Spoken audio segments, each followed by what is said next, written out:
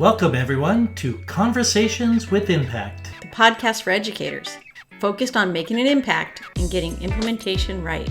As a follow-up to our Reopening America's Schools Summit in May, each month this year we keep the conversation going with amazing thought leaders, practitioners, and researchers to support your reopening school efforts. This month, we are incredibly excited and so honored to have Ken O'Connor join us. Ken O'Connor is one of the world's leading experts and an independent consultant on grading and reporting. He's a graduate of the University of Melbourne and the University of Toronto. In addition to his 23-year teaching career in Toronto and Melbourne and his extensive experience as a curriculum coordinator, Ken has been really busy. He's a professional development presenter in 35 countries outside of North America, 47 states in the USA, all provinces, and 2 territories in Canada.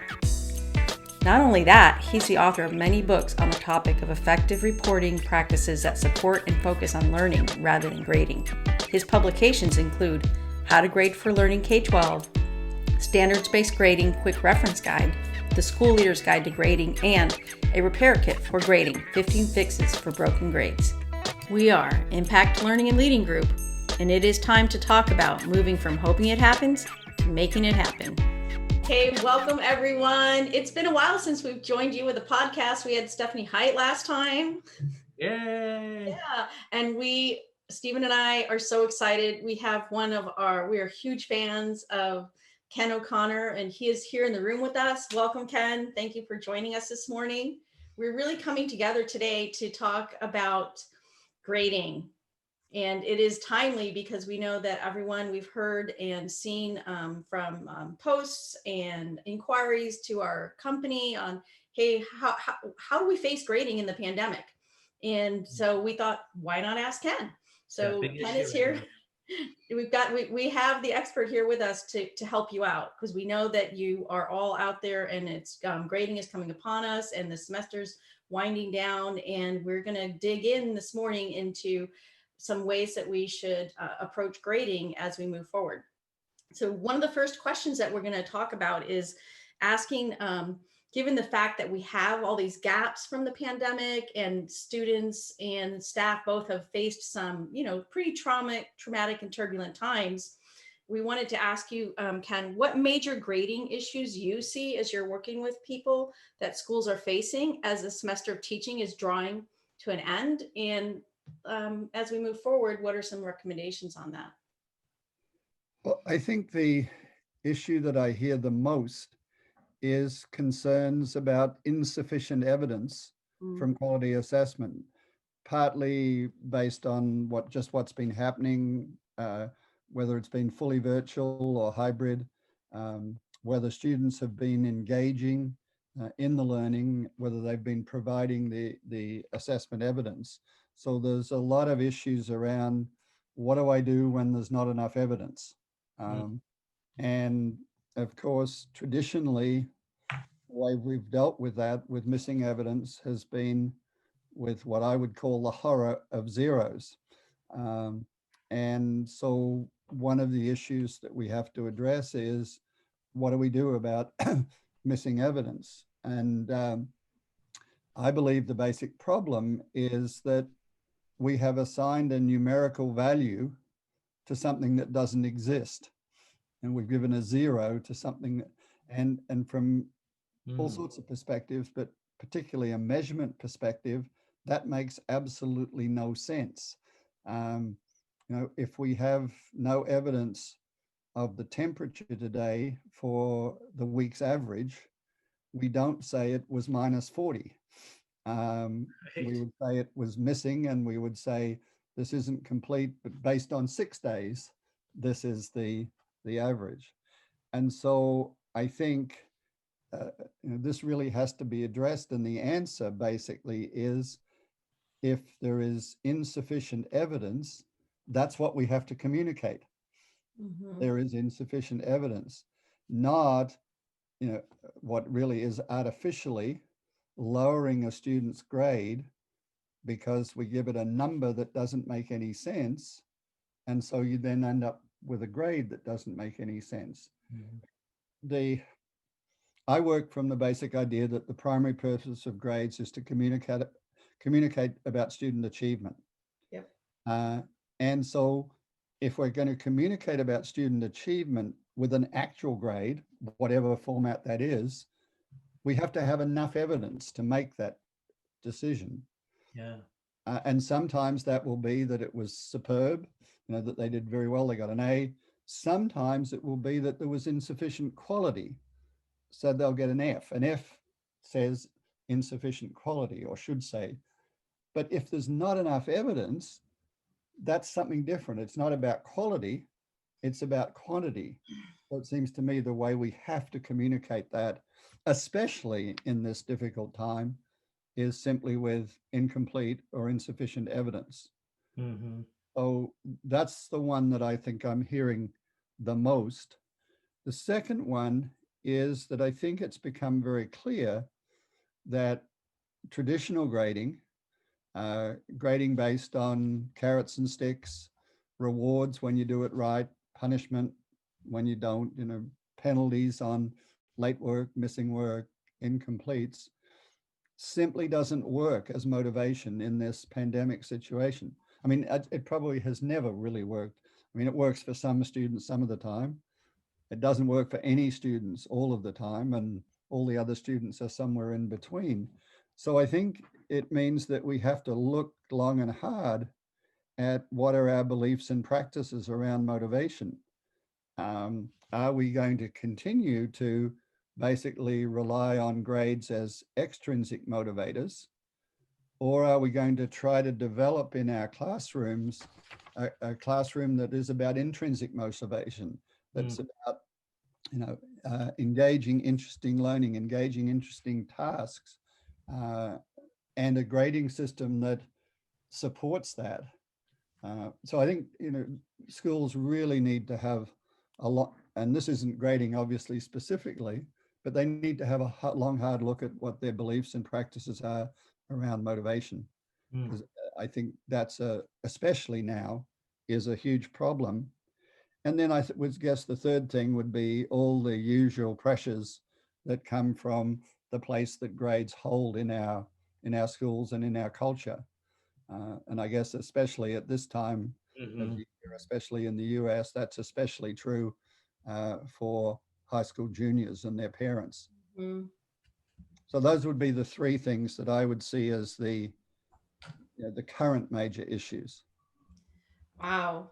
You really hit on the issues really that we've been hearing too. And I think that missing evidence and the motivation, and right then we have these high stakes things, really will resonate with our listeners moving forward. And I think one of the things that we know what we're finding out is crisis kind of exposes our weaknesses, right? And so some of those things start to manifest and things we could maybe tape up or move past or tolerate become bigger, and we can address them. So maybe we could seize an opportunity during the pandemic to think about grading and how we deal with missing evidence. It could, rather than being distraught and wringing our hands, maybe I'm hopeful maybe we can talk about, have a good staff conversation around how will we handle missing evidence, and think about it in that lens, rather than I have a student, because we've had some schools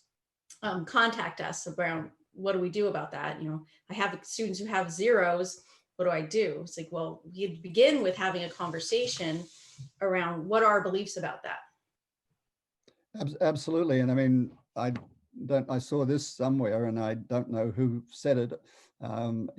We shouldn't let a good crisis go to waste. And Yeah. I mean, obviously there are problems, but I think it also provides opportunities. And in that connection, I really like this quote from Jay McTighe: "The aftermath of times of crisis inevitably offers an opportunity to step back and re-examine all facets of life. And it is thus an opportune time to scrutinize our current educational system."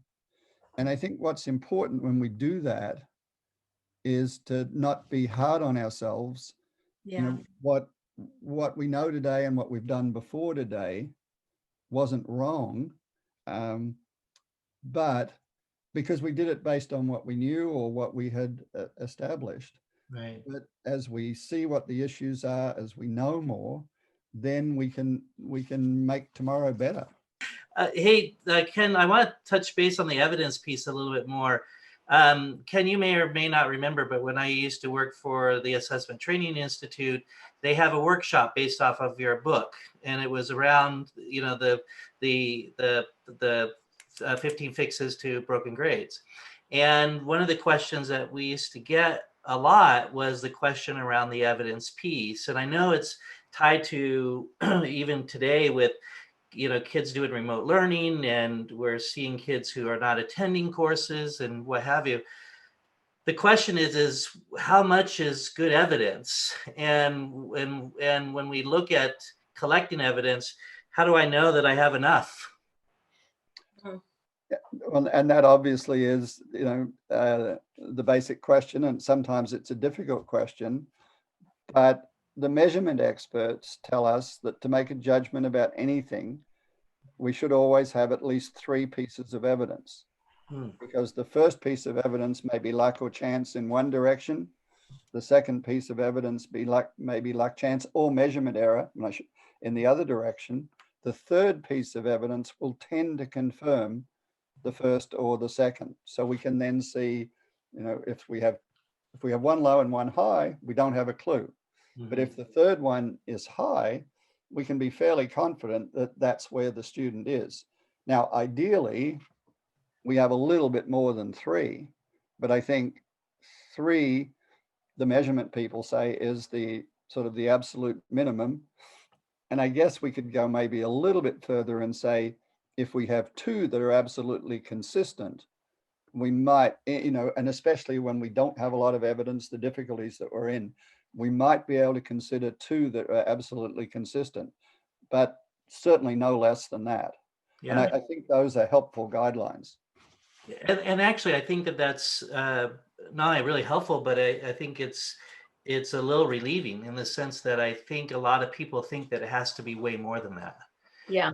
And so to think about that, if I have 3, so I guess my question is then to follow up on that is when we talk about 3 pieces of evidence, what kind of evidence are we talking about? Are we talking about both from formative and summative approaches, or just summative? What are we talking about when we talk about evidence? That's a good question, Stephen. That is a good question. And I'd just like to, I will come to that, but I'd like to say something first about the amount of evidence. We have to remember that assessment is a sampling procedure. It's about, do we have enough evidence to make valid and reliable judgments?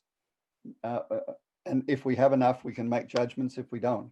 And you mentioned ATI, Stephen, and one of my favorite quotes from Rick Stiggins is that this is a process where, if it's working properly, we are producing results of maximum quality for minimum effort. And I think what that points to is, and this is certainly true if I think about my own years in the classroom, we tend to oversample, not undersample. So this is an area actually where teachers can work smarter, not harder. And so that I think is important to say that before I say, what evidence. And I think that it has to come from quality assessment. Yeah. So that means assessments that have clear targets, clear purpose, and sound design. And they need to be basically from summative assessments, at least as the primary evidence. I think the problem that we've had with that is that our traditional practice has been put a number on everything kids do, and every number is part of the grade, regardless of its purpose. And so to get away from that, I would admit that and I think others have overstated grades should come from summative assessment only. But that's almost the transition that's needed from one end of the continuum to the other. Yeah. But once we've come to understand that in at least a somewhat sophisticated way, then I think we can say we can take a holistic view of all of the evidence. And that's particularly true if the evidence is borderline, either in quality for a grade or in quantity. So basically, you mentioned formative, summative. I would say primarily the evidence we use should come from summative assessment, but especially if there are issues, then we can take that holistic look. So that's where then teacher judgment really becomes powerful in kind of that deciding factor, because if they need that additional lens or additional pieces of information to really kind of help determine where that student is at, that's where that judgment comes into play, so they can look at those other pieces of evidence to support that. And I mean, I think the message has to be very clearly that grading is an exercise in professional judgment. Yeah. It's not simply a numerical mechanical exercise. Yeah. Far too often, that's all it is. And I'll admit that it was all that it was for me in much of my time in the classroom, because Right. I didn't know any better. But it's an exercise in professional judgment.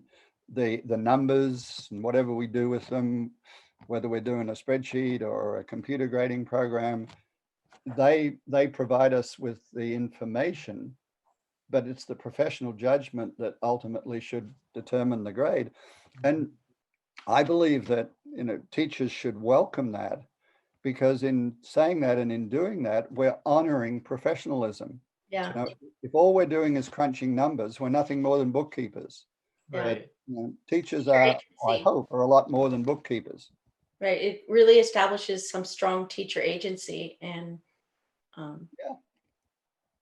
Great. Good. I think that's going to be really helpful to those who are really struggling with this issue of evidence right now, because evidence, I think right now is a leading issue, as you described. That's what we're hearing across the board is there hasn't been enough time to collect it. We don't have enough of it. I normally have piles of evidence. Now I only have a few pieces. And I think the advice that you're giving is that look at the quality of the pieces that you have, and it's okay to have, you know, no less than 2 or 3, but make sure it's quality, and you've got what you need. yeah. And I think something to add to that is, at this point, it doesn't matter if, up to a point, it doesn't matter if it's incomplete. It's part of a process. We're only at unless we have courses finishing, which I realize is happening with some schools that are quadmestering, but they should have, because it's been, you know, whatever it is, 4 hours a day or whatever. But if we've been doing normal sorts of amounts of time, because one of the big problems I think that exists in many systems is, let's say the school district's on quarters, is that the quarter grade or the semester grade is carved in stone for a year-long course. And that should never happen unless each of the quarters is completely discrete. And I've never heard of that happening. So Right. that we have to understand that the grade that's being determined at this time is simply at this point in time. And when we have new evidence tomorrow, next week, next month, that grade is going to change. And it's absolutely okay if we don't have enough evidence to say we don't have enough evidence at this time, Don't freak out. and don't freak Don't out. freak out. Well, and I want to come back to, you started with the missing evidence, and we don't feel compelled, and we don't have to include the missing evidence. It's not there, so it doesn't mean it pulls everything else down. So let's look at what we do have and use our teacher agency to make a decision on, is it meeting our expectations or not? And you can use the summative preferably, but if you have formative in addition, you could use both of those. Yeah. Right, Nat? Well, and I think I really, really appreciate the piece too about giving the permission to say that I don't have the evidence. I don't have enough right now as well. I mean, just that additional permission, because I think that we have been trained as educators to think that the semester is the end or the quarter is the end, even though it typically isn't, and that we're forced to come up with a grade versus absolutely just giving that permission to say, I don't have enough evidence. That then opens the door to say, we have more time to collect some evidence.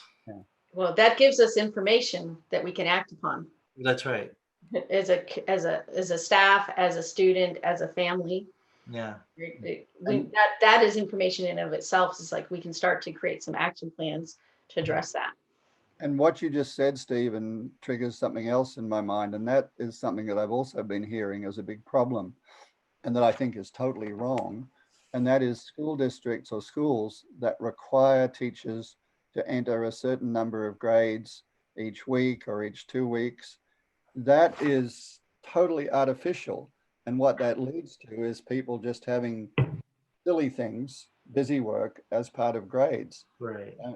I mean, I think it should never be a fixed number, because what it is should come out of whatever's happening in the learning process in that teacher's class.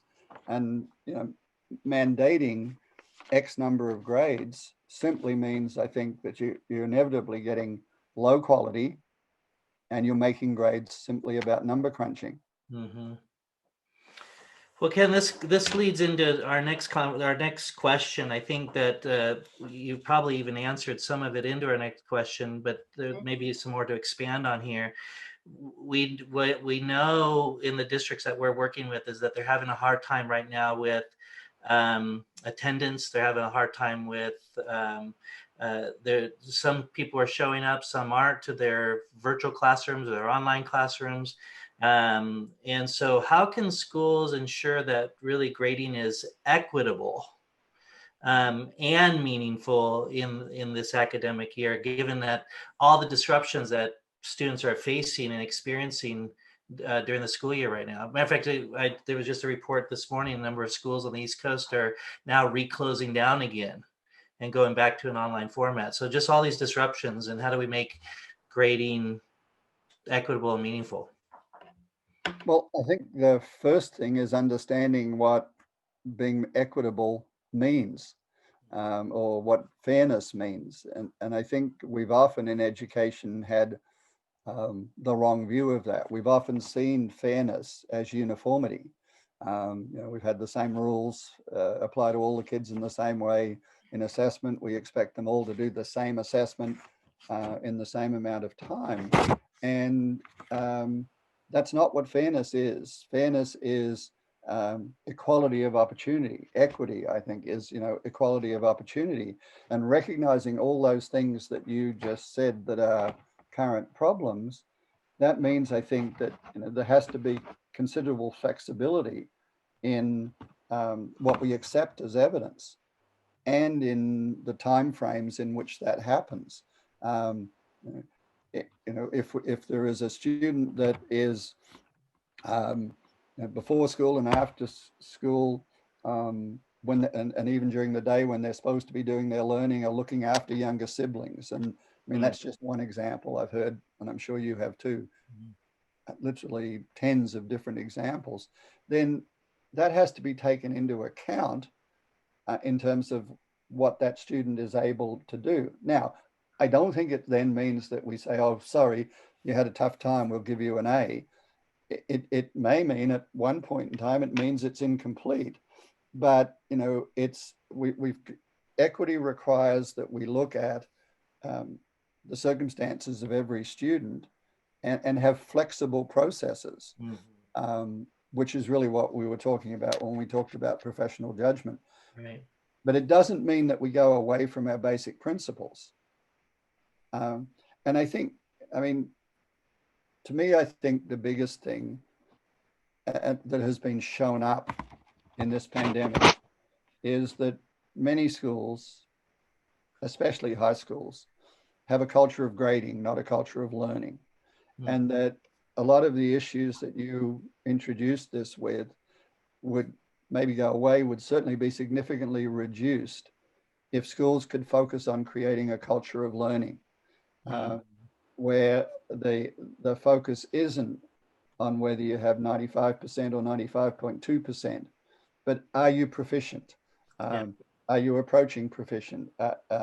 And that what we focus on with students are what are often referred to now as the learning questions. I think first put forward by the Australian Royce Solder, but has been greatly increased by people like Jan Chapuis. where am I going? Where am I now? What do I have to do to close the gap or get better? Yeah. If that is the focus of what we do, and it's about the individuals who then also have some voice and choice, then I think we're far more likely to engage students. They're far more likely to, even, if they're not doing it at the times we would like, to actually be engaged in the learning. So I think those things go together. I think there are some others, but I'll stop there and see what your reaction is. Well, it makes me also think about just how are we choosing what kids are learning, and the number of standards that they have to measure or to master, and the degree in which they master them all plays into that kind of that equation about where we are, where are we going, and how are we going to get there, how are we going to close that gap.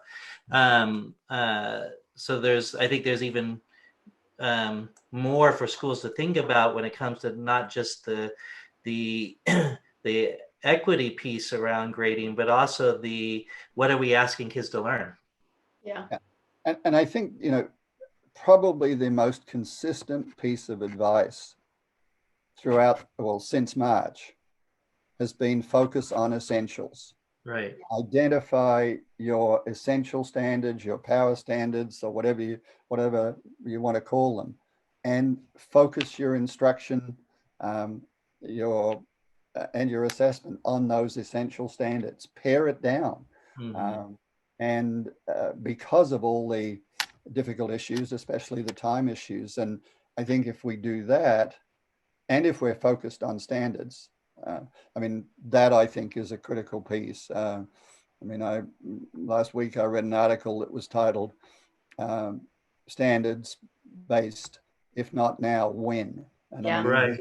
if Yeah, anything, absolutely. if anything has been made clearer, that we need to have standards-based schools, standards-based curriculum, standards-based instruction, standards-based assessment, standards-based grading, and standards-based reporting. It said just doing those things alone says that it's primarily about the learning. Yeah. Yeah, we had the pleasure of working almost a whole year. When we started working with this school district last year, it wasn't intended to be around standards. It was around professional learning communities. But really what we uncovered is what are the standards and where we want kids to go, and what are we going to talk about while we're learning. And you're right, identifying those standards can be difficult, though, because we tend to, in education, hold on tightly to the way we've done things. So I think I'm going to give a little follow-up, which wasn't in our next question, but what have you seen work to help people let go of some of those pieces and get to those essential standards? Well, I think it's, I don't consider this to be an area of great expertise on my part, but there are a whole lot of people who help schools and school districts, and they can help by looking at books and articles that these people have written that provide clear processes for identifying those. And ultimately, I think it's what you said you started off with, and it's about teams, it's about professional learning communities, getting together and having those hard conversations, so that they get over what you said, the difficulty of we're wedded to this. I think when you get people together, whether they're in horizontal or vertical teams, that's when you can have that hard but necessary professional dialogue. Yeah. The work of Larry Ainsworth, Nicole Dimich, there are all sorts of people that have done great work on this. Mm-hmm. Yeah. Thanks. The other piece about I really appreciate what you said around the equitable piece is really look at the circumstances in which these kids are experiencing and coming through. And I think it gives permission to say, for one group of kids, I might have 7 pieces of evidence, but for another group, I might have 3 or 5 pieces of evidence. As long as the evidence is quality, that still works. I don't have to have 7 for every single student simply because I don't. It's not needed because the evidence was enough with the 3 to 5, even though some of them I have 7. Yeah, it's about sufficient evidence, not necessarily all the evidence. Right. And yeah, we may have all the evidence for some students, and that probably will lead to a better summary judgment. But as long as we have enough evidence, not all the evidence, we can make a summary judgment about other students. Yeah, great. You're going right into our next question, which one of the things that was prevalent before the pandemic and COVID-19 when we're teaching in these hybrid or different face-to-face or all virtual learning is the dreaded using grades as a punitive measure. So how they can sometimes become punitive. So what are some of the best practices that teachers can use to ensure that their grading isn't punitive? Well, I think it starts with what we were just talking about, having a standards-based system, basing grades on standards. Because if we're basing grades on standards, it makes no sense to be punitive, because if they demonstrated this level of proficiency and we have enough evidence, whether they handed it in late and all of those sorts of things, then it makes no sense to do that, because what we're looking at is how are they doing on the whatever 5 or 6 or 7 grading and reporting standards. And so it should, being standards based in grading, should take all that punitive stuff out, because it makes no sense. Because what we want is accurate indications of their level of proficiency on each of the standards. And so I think that, really is the starting point. The next thing I think is that we need to eliminate the use of points and percentages and averages. Those, if they have any impact that's not appropriate, it's always punitive, because when we average, it's skewed by outlier scores, and the outliers that students have are almost always low outliers. And so the average and the points, and because 101 levels will act hugely against students. So I think we've got to move to levels of proficiency, not points and percentages. And we've got to move away from the average. Once we've collected our evidence for each standard, I think what we do is best summed up by mode plus median plus professional judgment. We look for the most consistent level. We look at the more recent evidence.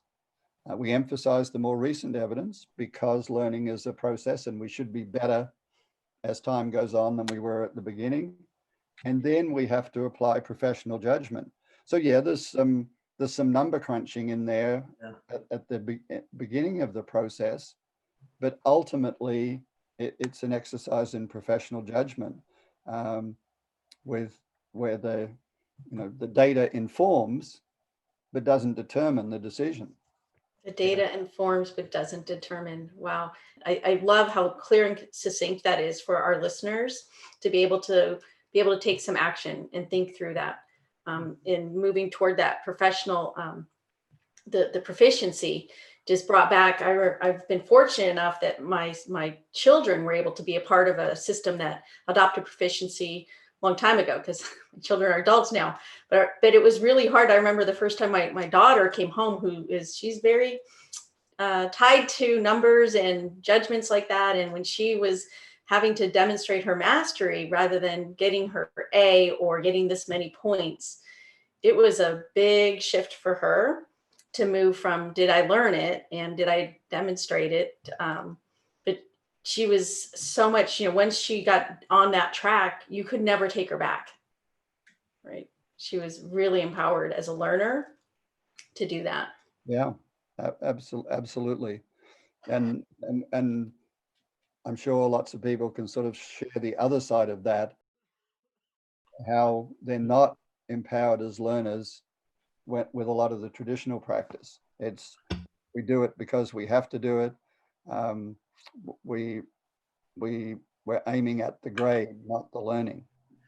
Well, yeah, I mean, I think about just a local district I'm working with, they were talking about sending out their F letters and to inform all the number of students, and they were surprised. Well, they were in a kind of a moment of despair about the number of letters they're having to send compared to this time last year, that are Fs. And in my mind, I just thought how unmotivating that's going to be for that group of students. But yet I think we have this mindset that by telling kids that they have these Fs, that's going to motivate them to do better or motivate them to turn in the work. Can you talk a little bit about that? I mean, in that motivation piece, do Fs really motivate? No, they don't. And I mean, there's lots of evidence for that, whether you want to look at Alfie Kohn or all sorts of, other people that have written about it. I mean, the person whose work I think is really accessible and helpful on motivation is Daniel Pink in his book Drive. Yeah. And, he talks about what science knows is that the motivation that makes a difference for everything but routine tasks is intrinsic motivation. And he says there are 3 keys to intrinsic motivation. Number 1 is autonomy, which means choice. So, at times, providing choice to students in what they learn, how they learn it, how they show their learning. The second key is mastery. But Pink defines mastery as seeing yourself getting better. When we see ourselves getting better, we will continue to engage, or the prospect of getting better. When we see no hope of getting better, which is what an F will often say, that's when we give up. And so to me, that has 2 critical parts to it. Students have to be able to see themselves, and they have to know what better is. So the better goes back to what we've just been talking about, clarity with the standards, both the what and the how well. And the see yourself means the ability to self-assess. I mean, self-assessment is a critical learning skill for almost anything, regardless of our age. We can't really learn unless we can self-assess where we're at and what we need to do.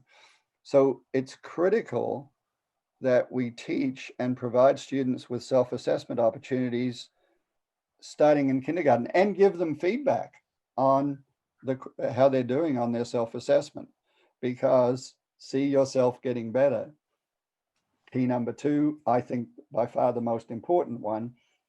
And the third key is purpose, the significance, the value of what we're doing. And I think if we focus on those as the basis for the sort of motivational climate that we want to have in a school or a classroom, where we want to maximize intrinsic motivation and minimize extrinsic motivation, that would make a huge difference. Yeah. As we think about the work that we're also doing around social emotional learning and behaviors in schools and classrooms as well, those are the same 3 things that help foster and support increased better behavior, where those punitive measures are the ones that actually reinforce that negative behavior or that maladaptive behavior. So similar to the grades is that when we're punitive, we actually aren't making progress. Kids aren't really motivated by that, but they're motivated by those things that you had mentioned. So I really love that you were able to go there and bring that to the forefront. And I'd like to add 2 other things. Another thing that I think is absolutely critical is that students get more words, not numbers. That the feedback that they get, the descriptive feedback and that formative assessment process is actually the key. And it has to be a process. It's not, formative assessment isn't a series of events. Most of our formative assessment is informal. It's, second to second, minute to minute. Timely. All day. And we've never recorded that or even suggested that should be part of a grade. Yeah. And then we have the formal formative assessment, the quiz leading to the test, the practice leading to the performance, the draft leading to the product. And it's on those formative assessments that students should be getting descriptive feedback, not scores. because the descriptive feedback tells you something of value. Getting 7 out of 10 gives you nothing of value. But if a strength, a couple of strengths and an area for improvement are identified, that says, and as long as it's presented in a way that's understandable for the student, that says, yeah, I can keep going. I can do something about this. Well, it tells me where I'm at and where I need to go. Absolutely. I get, my heart is pumping. I'm so glad you brought up the piece about feedback, because it's that missing, it's the elephant in the room. Without feedback, I don't know what I'm doing. Even as a very young teacher, I went into one of my very early teacher evaluations, and I was so eager. I'd spent up all night preparing and doing my lesson and doing it. And the principal had come and observed, and he had all the best intentions, but he turned around, he wrote something on a paper, and he turned around and held it up to me. And he said, "You have an A." And I went home that evening and I was so distraught. And my husband said, "What's wrong?" I said, "I have no idea what I did right or what I might be able to improve on." I mean, there was no feedback, right? And so in the absence of, even if you're performing well or seen to perform well, you have no information to gauge what to do next and how to get better. And I think that's equally true if you're not performing well. And More so. you shared an early young teacher experience with teacher evaluation. I would now like to share mine because I think it's very instructive as well. My first 3 years of teaching were in Victoria, Australia, a highly centralized system where once a year the Department of Education inspectors came out and inspected and evaluated teachers. And you knew that it was evaluation week because it was the only time in the year where the men teachers wore suits. Especially as I taught in a community that was a seaside community. So we tended to be a little more casual. So we didn't know, we knew they were in the school. We didn't know when they were going to come into our classroom. So the inspector came into my classroom when I was teaching a grade 11 class. And for the first time, I was trying what now we would call a jigsaw activity. Mm-hmm. And it was not going well. I'd never done it before, and often when we do things the first time. And the inspector actually helped out, suggested some things to students and to me. And at the end of the period, I thought, I'm going to get canned. This is my first year of teaching. This is going to be a terrible evaluation by career. But the evaluation praised me for trying something different.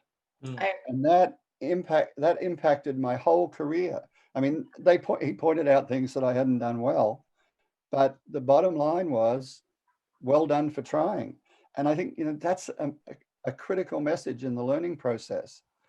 We've got to take risks. We've got to take chances and then see how it went and get feedback that tells us what we did well, what needs improvement, and what the next steps are. You like that story as a sort of the other side from yours? Yeah, I love that we had the because it's all about that feedback. And then we talked to circling back to that motivation piece as a learner. If we're not in that culture, if we have a culture of learning rather than a culture of grading, I'm hooked in now because you cared about me to tell me, even though I'm like here, all right, you gave me some steps to get to next place. So there's a rope for me to climb on. Yeah, absolutely. So, Janice, let's go on to the second to last question there. So what should the pandemic teach us about grading policies and practices going forward? We'll just dig right in. Okay, well, I think the thing that it taught us first was that, particularly in the pandemic, but I would say that it applies all the time, in the same way that in math we learn order of operations. There's an order of operations for what we do in schools and in classrooms. And it has to start off with the basic needs of students, which was obviously particularly clear when there were issues around wireless connectivity and those types of things. But we've got to start there. And then the next step in the order of operations is relationships and connections. The better relationships we have, the more likely it is that students will learn and be engaged. And then, and only then, do we start to focus on the learning and what we've already talked about, focus on what's essential. And I guess really with the idea of less is more. Then I think the next step is equity, making sure that what we're doing is equitable, and then emphasizing feedback, and then and only then worrying about doing anything about marks and grades. That they're not the first step in the process. In a sense, they're the last step in the process. I think what happened in March, in a lot of cases, the first thing that came out in lots of schools was, what do we do about grades and what do we do about academic dishonesty? Yeah. I mean, those were the two things immediately that came out. And they're the wrong things to start with. Yeah, I'm not saying that they're unimportant, but they're the last step in the order of operations. I think the second thing that we've learned is that traditional grading doesn't work, and we talked about that earlier. I think your piece about punitive and equity really says that we've got to grade on achievement, not compliance, and we've got to get away from hodgepodge grading where everything but the kitchen sink, and that grades need to be about achievement and achievement only. And yes, there are other things that are important, but we should report on those separately. We need what I call expanded format report cards, where you have part of the report card that is about academic achievement on standards, and then we have a part of the report card where we communicate about the behaviors, the characteristics of learners that we value. And then we have valuable information about both. When you mush it together, you know nothing about either. And in the big picture, I think the things that schools need to do is they need to link their practices, their procedures with their mission and vision statements. I mean, don't think I've ever in the last few years seen a mission or vision statement for a school or a school district that doesn't talk about learning, that doesn't talk about lifelong learning, about producing students that are citizens and all of those things. And if you look at the mission and vision statement and then look at what's being done in assessment and evaluation and grading, there's a complete mismatch. And if those mission and vision statements are going to mean anything, then we've got to align our practices with the mission and vision statement. And I think, if that was something that teams, professional learning communities did, they would hugely develop the collective efficacy of teachers and schools. And it's in a sense, it's a simple thing to do. Here's our mission and vision statement. What are the implications of that? And let me give you an example. A few years ago, I was working in a school district in a state that I will remain nameless. And we were talking about some of the punitive things that we've talked about today. And I gave them an opportunity to discuss in their table groups. There were about 200 teachers, K-12 in the room. And I wandered around eavesdropping, and I didn't know where the elementary, the middle school, the high school teachers were, but it became pretty obvious to me for a few tables that they were the high school teachers, and they were really, what they were discussing was, how could they make the penalties more and more punitive? And then I walked back to the front of the room where I was presenting, and I noticed beside the screen was this big poster with the mission and vision statement for this school district. And one of the things that was in it was that they wanted to create a culture of caring and support, which was the exact opposite of what these teachers were talking about. Well, if you've got that in your mission statement, then put it in practice. And so I think where schools have run into some problems, if they went through this exercise of aligning their practices with their mission statement, a lot of these problems would go away, and we would have much more emphasis on learning than grading. Yeah, it's interesting you say that, because as a principal, every year I'd start the school year out the same every single year. I start the school year out with the staff unpacking the vision and mission statement and the beliefs and values and assumptions that live underneath that vision and mission statement. What's underneath the surface that we're living out daily, that we, or the espoused values that we think are there but we're not really living out, and we should be living out, just so that they would start to connect the dots between really what that vision and mission is saying and what it means and the work that we're doing.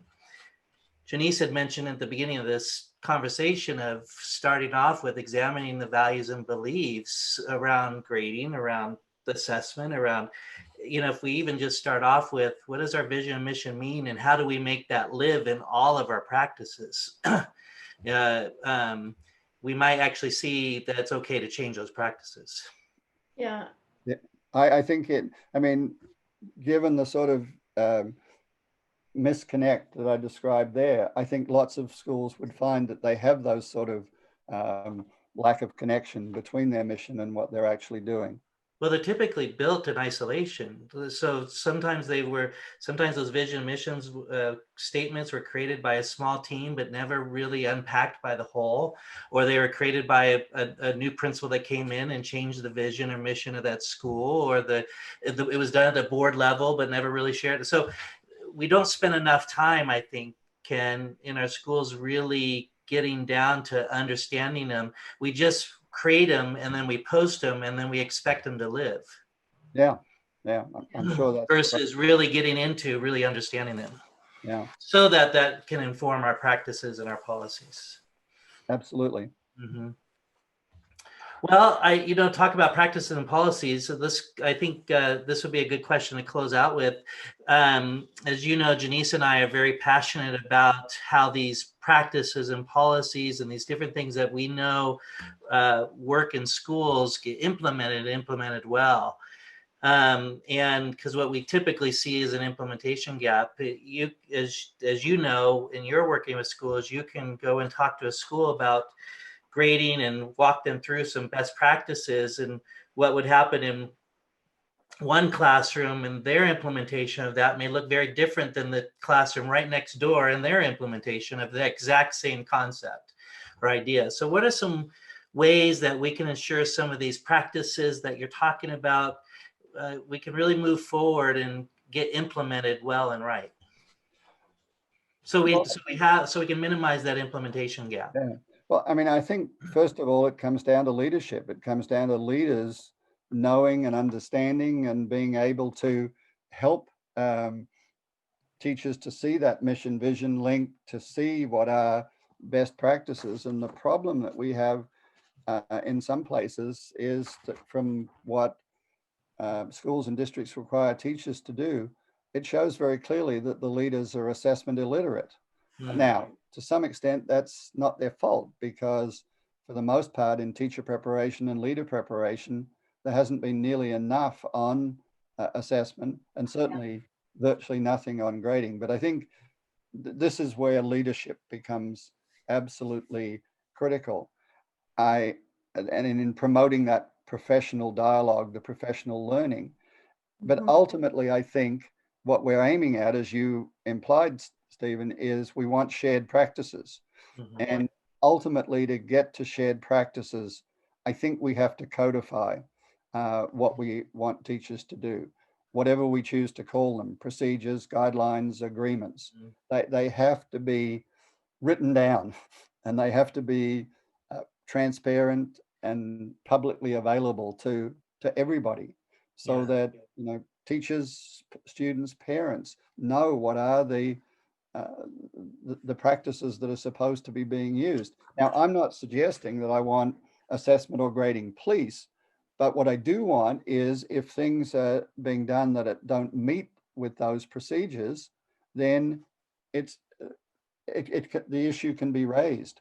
That if by a student or a parent, let's say with the principal, Mr. Smith is doing this, and you've told us that these are the procedures.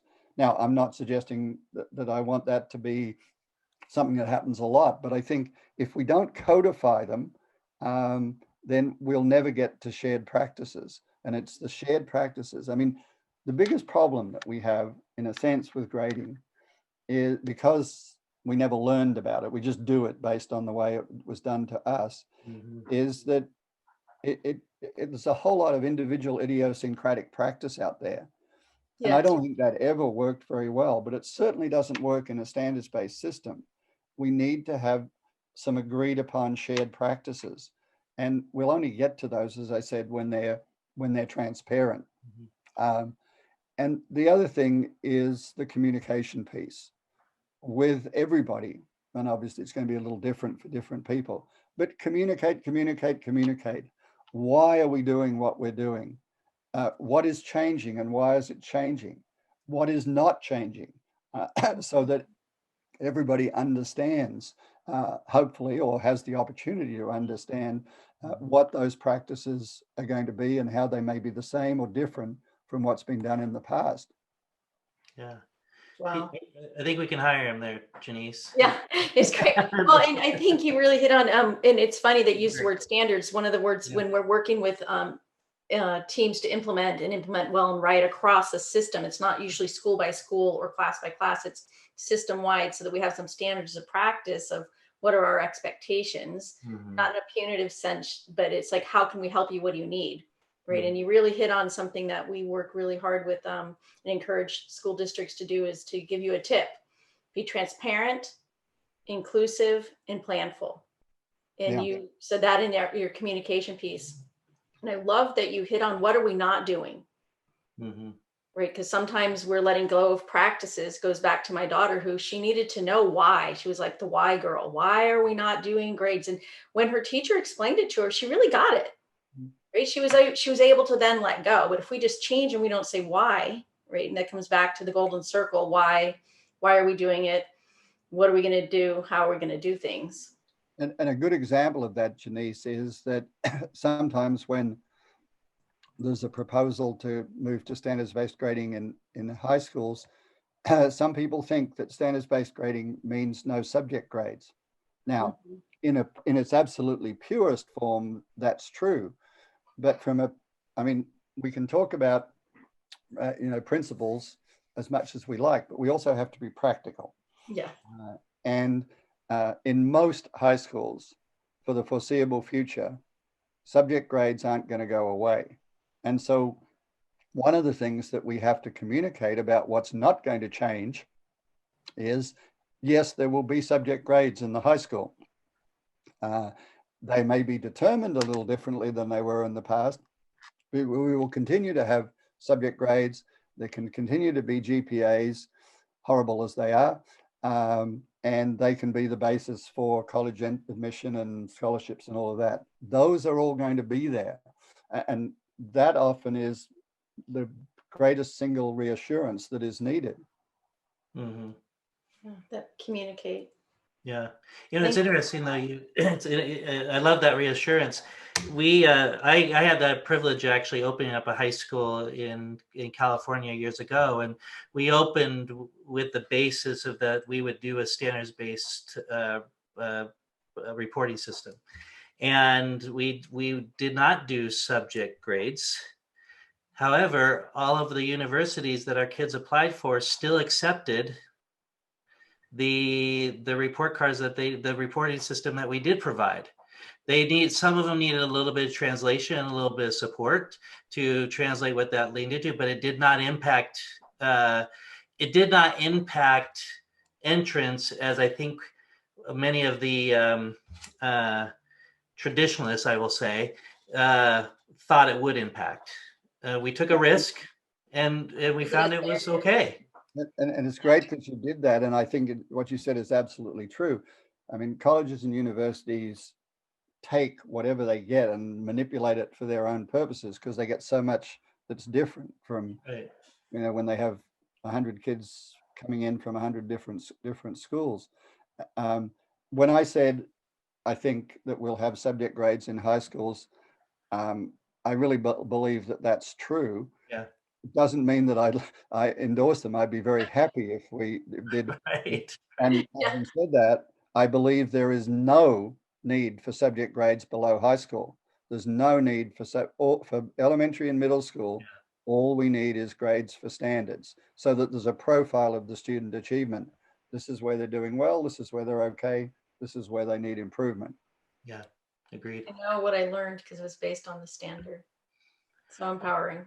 This conversation, if it doesn't bring, as a teacher, as a principal, as a person in charge of teaching and learning in a school system, if this conversation doesn't bring your level of angst way down, to know that this is doable, that if we just stop and pause and simplify how we're looking at this a little bit and really think through the lens of the conversation around evidence and how much evidence and motivation, all the things that we talked about, can you really, for me, I know Janice probably feels the same way, is that there's hope in the work that we are doing. Even though we're doing it differently, we can still have really great practices that really create that culture of learning for our kids, no matter how they're getting the learning.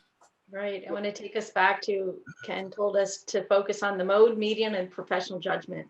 One of the things that at Impact Learning and Leading Group, we want to empower people to take action. And so we hope with the closure of this podcast that you've really gotten some things that can empower you to take some action as you move forward for your grading. And we know that we appreciate your time, Ken, very much. And you took some time to really think through the questions that we had for you. Yes. Well, thank you, Janice and Stephen. They were some challenging questions, some questions that made me think, but I enjoyed that, and I hope it is useful to the people that have the opportunity to access it. Oh, I know it will be. Absolutely. We do have one final question, though, that we did not let you know about, and we've done this to all of our folks as they've joined us as guests of the podcast. Janice, why don't you ask the final question? It's our last top secret question. What do you wish didn't go out of style? Sorry, I couldn't hear that clearly. What do you wish didn't go out of style? That you could bring back. Rollerblades. No, I'm thinking. Oh. It could be anything. It does not have to be anything. So something from the past that you wish didn't go out of style. Oh, go out of style. I've never been in style, so I don't quite. I might have to give you some more think time. I would say the thing that maybe first comes to mind that we used to have lots of people wearing, and you don't see much now, that I really liked, are turtlenecks. Yeah. Oh, my wife would love that you said that. She absolutely loves turtlenecks. I can't stand wearing them, but she just for years I had a whole collection of turtlenecks until I slowly made them disappear. They were, and actually I loved my husband in a good turtleneck. That's what I said. See? yeah, that's true, right? And it was very cool. And it reminds me of Brian Dale, or one of our guests, said cargo pants, right? He's like, I want to put all my things back in the pockets. I was like, yeah. Good. Awesome. Well, let's hope to turtlenecks. And and Ken, thanks so much for being with us this morning, and thanks for the expertise that you bring, but most importantly, thanks for the heart for educators and the heart for students and their learning that really resonates as you talk about these concepts and principles. And it's why we love talking with you. It's why we enjoy our conversations with you, because your heart is the very first thing that is evident when you talk about this work. So thank you. Thank you for the opportunity. Thank you so much for listening to our show today. We hope you learned as much as we did today. We are so grateful to Ken O'Connor for his time and advice as we rethink our grading practices to truly promote and support learning. Hey guys, remember to check out our website at www.impactlearnandlead.com and contact us for all your implementation support, including implementing your in-person health and safety and learning plans. This has been a production of Impact Learning and Leading Group. If you enjoyed the show today, please tag a friend and share it.